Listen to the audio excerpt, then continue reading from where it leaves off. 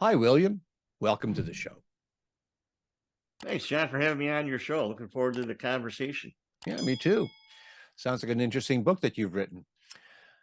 Now, before we get to that book, before I ask you Yeah, to tell me about your book, and I will, tell us a little bit about yourself, where you're from, and how you got to this point where you wrote the book that you did. sure. I'm William R. Douglas, first-time author. I live northwest of Chicago, about an hour, in a little town called McHenry, Illinois. And my book is The Death and Resurrection of Baseball. It's a futuristic novel, and the road to getting to this point was pretty interesting. So I'm 63, which is, I guess, kind of old for a first-time novelist, but here I am. It's all right. I wrote my first novel at 60, so we're not that different. Yeah, yeah. Did the pandemic have anything to do with it? So many people wrote books during the pandemic. Oh, tell me about it. Yeah. The story behind the genesis of my book is many years ago. I had read a story about games that kids used to play before the first American Civil War, and they became extinct, and they're no longer played. No one, much less even knows the names of the games, and they've just been lost to history. And I thought that was a very interesting read. I kind of tucked that away in my brain. I'm a history buff, and I kind of tucked that away in my brain. I also read a couple of novels. I read 1 Second After by William Fortune. It's about an EMP attack against the United States. And then prior to that, actually several years ago, I'd read David Aikman's book, When the Almond Tree Blossoms, which is a novel about the Second Civil War in America. I've been involved in youth baseball coaching and for quite a long time. When my son was younger, I'm not involved in it anymore. But one thing that I began to notice was that the popularity of baseball, particularly at the youth level, has been on a steady decline for quite some time. And I think you see this in a number of areas. Um, and so I've always enjoyed writing. I've had a long career in the IT field. Currently, I work for the Boeing company. And I've always enjoyed writing technical documentation, websites, newsletters, all sorts of things. And I was challenged a long time ago by a family member to, you should write a book. She told me, my grandmother, and so I kind of tucked that away. And probably about 2016 or so, I had begun tossing around the idea of, hey, I should write a book. I would love to tackle tackle that project on my bucket list. Write a book, and so I started thinking about some of these things about baseball, the sport, its health, and and I asked a what if question. What if baseball, uh, long term, like 40 years from now, what if it were to die as a sport? How would it die? What would be the external forces coming to bear against it that could actually kill a major sport? And so I thought about those books that I mentioned. Obviously, I recall the article about the games that kids used to play before the first Civil War, and all those things just started to gel into this thought of, well, what if we had a second Civil War, and one of the one of the casualties was a major sport, and so that was the entire nexus right Mm. there. And so in the book, it's explained that if you take the current macro trends for particularly youth baseball and you project those out 40 years in the future, um, I think you can make a case that long term, the sport faces some pretty serious challenges for its long-term survival. Never really thought about that. Yeah. Baseball was my favorite sport as a kid. Of course, in Canada, I think it's the law that you have to play hockey, and I just I wasn't a very good skater. But baseball, I did well in baseball. I played Yeah. shortstop and then eventually left field. I wanted to be Okay. pitcher so badly, but just wasn't good enough. Okay. Yeah. Could you hit a fastball? Can I hit a fastball? You know what? I don't think I can because I went to one of those batting cages in my 30s and I thought, oh, I can do this. Triple Yeah. A. I chose triple A. I couldn't hit a single ball for that. Yeah. That's hard. Yeah. That's hard. Yeah. It's funny because I could go to the cage and hit really well, but then in the game, I always struggled to hit as a kid in Little League. I couldn't figure it out. Hmm. I figured it out years later, but at the time I couldn't figure it out. So I had a good arm. I can throw from left field, to second base, even to first yeah, base or back home. yeah, I was pretty good at that. Yeah. yeah. Were you an Expos fan Yes, or I a Blue was. Jays? Yes, I grew up in Montreal and I moved Yeah, to Toronto when I was 21. But yeah, Expos yeah. fan for sure. Jerry Park is where I went a lot. 50 cent bleachers. Greatest thing. Wow. I I still can have all still my remember as a autographs kid. from that time. Yeah, I can still remember as a kid going to Wrigley Field and watching Rusty Staub of the Montreal Expos way Oh back yeah. in the day. I still have Mm, his autograph. I don't know if it's yeah, worth anything, but I got it. probably is worth something Yeah. for sure. So, because you were involved in baseball so much, that's the subject matter that came to you. Much like I got into mountain climbing. So, when I wrote my fictional stories, there's a lot of mountain climbing going on. Is that Sure. is the reason because you were so connected to baseball that that's the direction you went? Yeah, I mean, I've always had a love of the game of baseball. I grew up in the '60s, played a lot of sandlot ball, which is sadly almost extinct. I don't remember the last time I saw some kids at a corner baseball field or an empty baseball field in a school lot just playing a game of pickup baseball. I don't know if you see that in your neck of the woods or not, but down here, it's just not existent. The kids are either in supervised ball in a little league or a house league or they're not playing at all. So and for me personally, I think the beauty of sandlot ball was that the constant repetition of fielding and hitting and catching and it's in the repetition of playing the game that you really begin to pick up the skill sets that are needed to play the game of baseball. Mhm. And so one of the things that I talk about in the story is how the part of the demise of the sport has to do with its waning popularity, its increase or the increase in popularity of soccer and lacrosse, particularly in school age kids, as well as other sports and other pastimes. And so all these things kind of conspire against the sport. And when you have a diminishing pool of youth lovers of baseball, my argument is that, you know, again, at the macro level, you then have a diminishing pool of adult fans of baseball, and those are the ones that are buying tickets and going to the ballparks. And so, um, yeah, so that's uh, uh, that's really the gist of it right there. Mhm. So before you wrote the book, were you and are you still concerned about the future of baseball?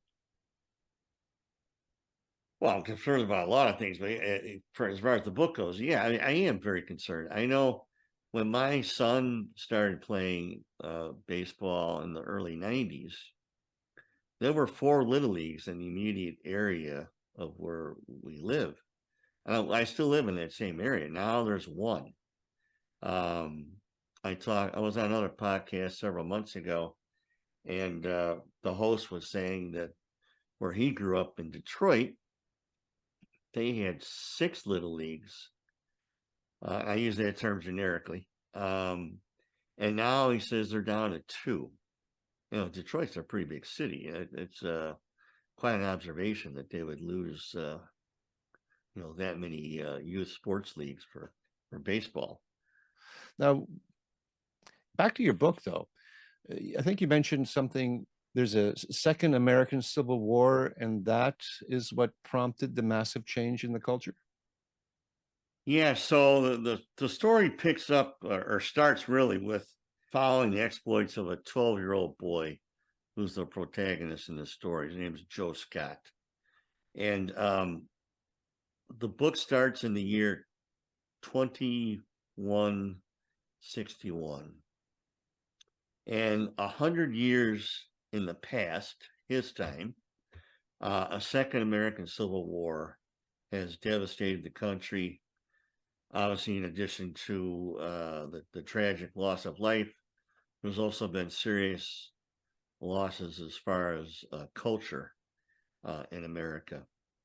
And when the story starts, peace has been in the country now for about 100 years, and the big thing that has happened is that there's been kind of a reset with the culture.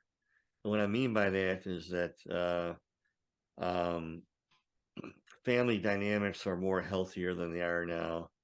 The political dynamics are way more healthier than they are now. In fact, the country has relearned the art of agreeing to disagree and still getting along with one another versus the current levels of polarization and animosity that we see not only here, but I would argue in many parts of the world. So this story picks up all the stuff's in the past. Things are better, and the country is prospering again, and trying to recover, still trying to recover from the devastating effects of the war. Because one thing happens in the war is that a computer virus has come along and wiped out all data. I've been in the IT field for, oh gosh, 30 years or so. And I'm aware of various attempts there have been in the past to infect computers worldwide and attempt to destroy them. I think that bad actors, whether at the private level or at the enemy level of other states, certainly would seize upon any opportunity to invade all the systems here in America and attempt to do great harm. So in the book, that fictional thought is actually a part of the component of the Second Civil War that causes a great amount of damage when all the systems are erased, literally. Mm-hmm. And so there's this massive effort to try and reclaim, all that's been lost, restoring, literally everything that was ever on a hard drive. Mm-hmm. It's a massive effort. But part of what's lost as a result of the war culturally is, the war winds up being a proverbial nail in the coffin for the sport of baseball, which was already on a downward decline prior to the outbreak of hostilities. So again, when the book starts, no one's ever heard of baseball, and Joe Scott, the very first chapter, goes exploring in the woods one day.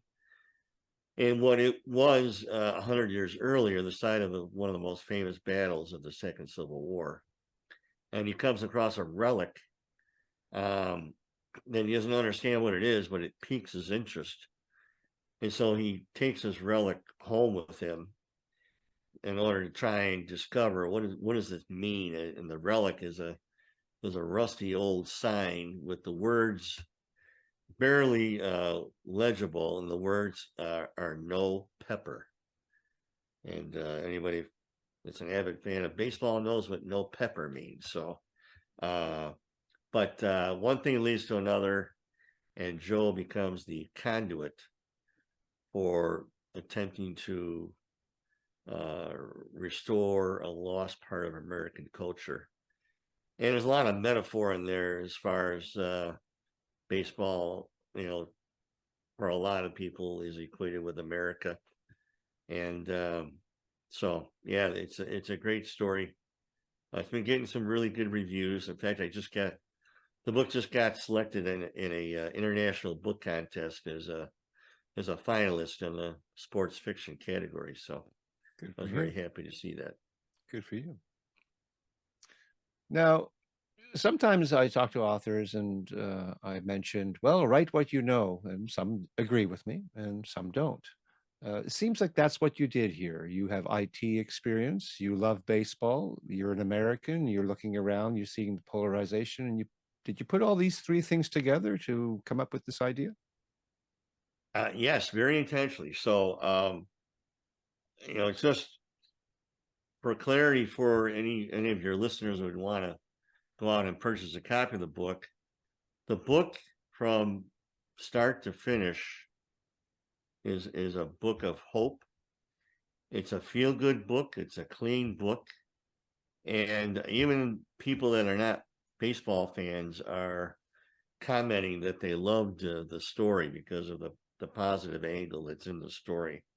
But on the other side of the coin, I did purposely weave into the story this strong undercurrent about what had happened 100 years earlier in the past, as far as the character's timeline is concerned. But that was intentional, and the intent really is to have the reader uh, take a step back and ponder where we are currently culturally as a country, uh, and where we could be headed if we don't figure out a way to take a step back and, as I said earlier, relearn the art of agreeing to disagree and still get along with one another, because that has been lost. And the tribalism and uh, the rhetoric is so heated right now. I'm very, very concerned. Yeah, Very concerned. yeah, me too. So back to your book. You say it's a feel-good book. It has a happy ending, I take it. Very happy ending. Without giving it away, um, is there some way that you could elaborate as to why it's happy? Well, let me just say this: the ending doesn't take place on this planet. So I'll leave it at that. Yeah, anything in the future, 2161, that's a long ways away. Yeah. Yeah, and I did that purposely because I'm like, well, first of all, I talked earlier about the extinct games from the first Civil War, Yeah. which obviously in Eight, our present time was way more than 100 years ago, right? yeah. I mean, we're talking 100 and what are we at now? 100 and, 1860, 1860, yeah, 61. Yeah. Yeah. right, right, right. Another thing is that um, the reason I chose the start time that far out was, as far as the storyline went, I wanted to have it so that there was no living person that had any memory of the game of baseball. So Yeah. I couldn't do it, 20 years after the war or 40 years. I mean, I had to do it a far enough way of time that there wouldn't be another living soul that had any first person account of the game. So now the character does have a grandfather who plays a very important role in the story. And he has a memory of baseball, but not as having played it, because it died before he was born. But he has a memory of the game from early childhood, as a memory that was told to him Hmm. by another family member. But the recollections are very vague. So, but there is a recall there. Okay. So But so so so when did the computers go down, the hard drives go down? Was it during the Civil War or afterwards? yeah, it's during the war. One of the events that occurs is that a virus is unleashed from an unknown actor. They don't know if it was another country or an individual or a bunch of individuals that unleashes this computer virus that basically infects all these systems and kind of lays dormant for a short amount of time before uh, the proverbial trigger is pulled and this thing detonates. And the thing that I would point out to the listeners as far as plausibility is that when I first started in the IT field, if you had a 20 or 40 megabyte hard drive, you had a really big hard drive. And now we have multi-terabyte thumb drives. And more importantly, back when I started out, the hard drives were magnetic spinning disks. And now, increasingly, the data storage is on solid state equipment. And they are so fast that if you want to go in and start causing damage, it's not quite to the point where it's instantaneous, but it happens very fast, even in our current time. And so the idea of something racing around the world, infecting everyone's computers and erasing all data is not, I would argue, is not far fetched. Not at all. We certainly have heard stories about governments and military and companies and obviously our own personal systems being infected in spite of everyone's best efforts to prevent it. So, yeah, so in the book, I think that's a very plausible thought and happening Yeah. that aids in the disruption not only in the country but in the world, because when that happens, obviously, it affects the entire world. Mhm. Baseball is played in many other countries. Japan loves baseball, and there's all kinds of other countries that play baseball. So the computers, the system went down all over the world. It's not like America forgot baseball, but Japan kept playing it. That's not the case, Yeah, right? correct. So in the story, what winds up happening is that with the demise of America, America's on life support for many years after the end of the war, and so is the rest of the world, because everybody is just in survival mode and no one has the capability, much less the power, to come to the aid of a country the size of the United States. So everybody's just kind of left to their own devices to try and get back on their feet. And then obviously with the collapse of the sport on American soil, that's uh, I would argue is a major driver for the popularity of the sport wherever else it's played in the world. Some people may say, well, baseball, I mean, it's not that important when, we're thinking about really important issues of the world and, wars and that, why baseball? I'm really getting what you're saying and I'm really enjoying it. What would you say to somebody who'd say, come on, baseball, it's not that important. What's really important is, war and, peace and all that. Well, it's interesting you mentioned that. Excuse me. So I was on a podcast the other day called Lean to the Left.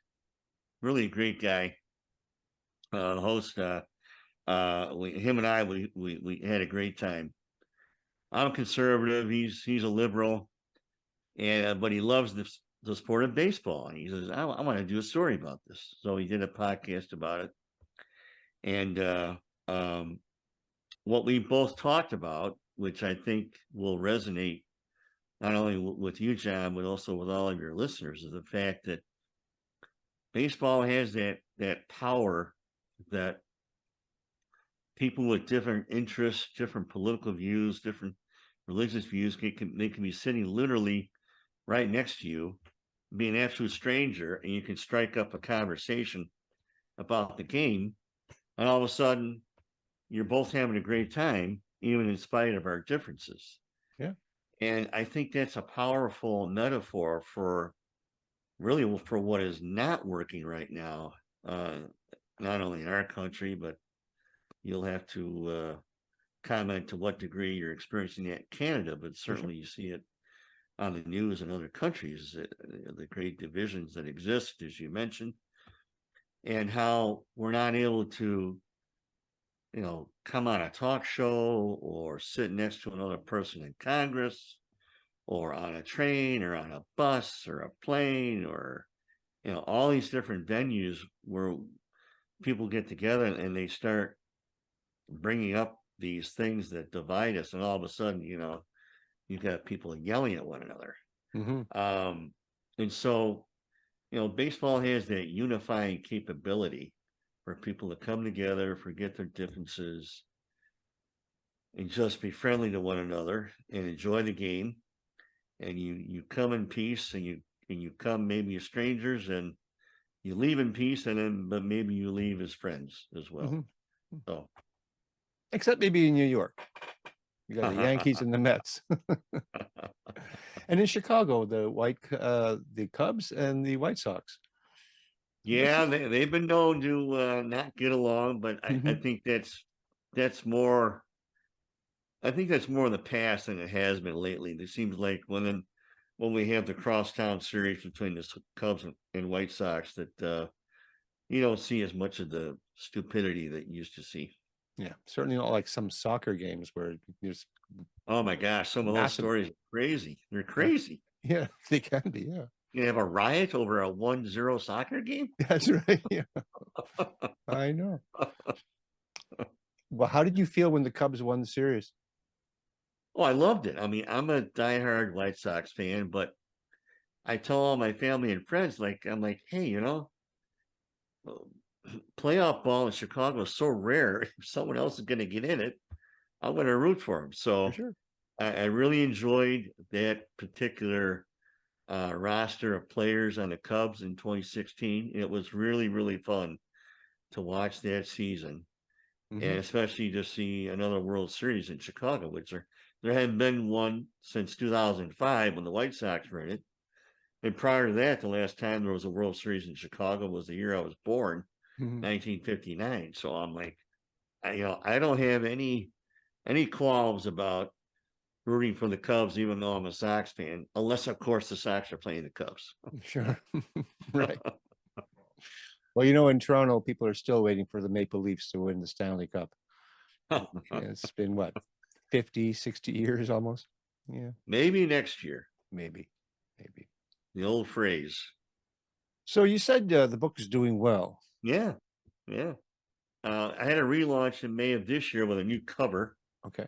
The old cover, um, I helped design that, and but at the end of the day, if I'm honest, I put it to a test out on a focus group, and it flunked. so, okay, I guess I gotta get a redesigned cover. So I hired a gal out in Iowa that was an avid baseball fan, a Cub fan, and with a really solid portfolio. And so she came up with this reimagined cover Good. that, like I say, has gotten some really good comments on. So tell us where we can buy this book. The book, The Death and Resurrection of Baseball, you can get it on Amazon, Google, Apple, Walmart, Barnes and Noble, all online, obviously. It's available in Audible format. I had a really good vocalist record the Audible version, a young talent by the name of Rodney King out in Detroit. It's also available in Kindle format, paperback, and hardcover. You're going all out. Excellent. Yeah. You're not getting rich on this, I take it, but you are earning some money. Yeah, between paying for Amazon ads and some small royalties coming in every month. I'm basically kind of breaking even there. So yeah, I'm definitely not getting rich. No, I have not quit my day job. no, So never do that. No, I better not. I know I'm a But I am musician. writing a second book actually. Oh yeah, I was going to ask you. You have any more I was books? challenged to take this concept of a second civil war and write a novel about that. So it's kind of a loosely tied prequel to the baseball book. So I'm into chapter 17 now. I'm working on. The purpose of that story is going to be to have it serve as a deterrent, so that no matter which side of the aisle you fall on, politically, ideologically, sociologically, that it would make the reader take a step back and say, "Oh my gosh, we have to make sure that we don't get this bad. How do we make sure that we don't go down the road of this story?" So, Sure. Yeah. but yeah, Yeah. still a work in progress. Yeah. Well, without giving away any of my political views, which are complex, I just believe in being kind to one another, just being nice. Yeah, absolutely. Yeah. Absolutely. Yeah. We all have a little bit of conservative in us. We all have a little bit of liberal, you know. Um, Yeah. so we The just want golden rule is still a good rule, even absolutely 2,000 years later. excellent. Excellent. Yep. Any final words you want to tell the audience? Yeah, it's been a great time, John, being on your show. I wish your listeners well, and particularly winter coming up. And of course, we have all this stuff going on in the world. It's kind of somewhat alarming, maybe very alarming, depending on your perspective. But just praying for peace. And if people want to read a feel good story, I would obviously humbly invite them to check out my book, The Death and Resurrection of Baseball. I think I just may order your book. That one sounds really interesting. That would be great. And maybe down the road, you say, hey, you know what? This might be worth another podcast to actually talk about some of the stuff that's in the book. I'd love to come back on your show. So, Well, definitely, you come back on the show when you got another book at least, and that way we can sure, talk about that, and we can keep talking about baseball. sure. All That'd right. be awesome. Okay. It's been a pleasure talking to you. Okay. You take Bye care, bye. William. Bye bye.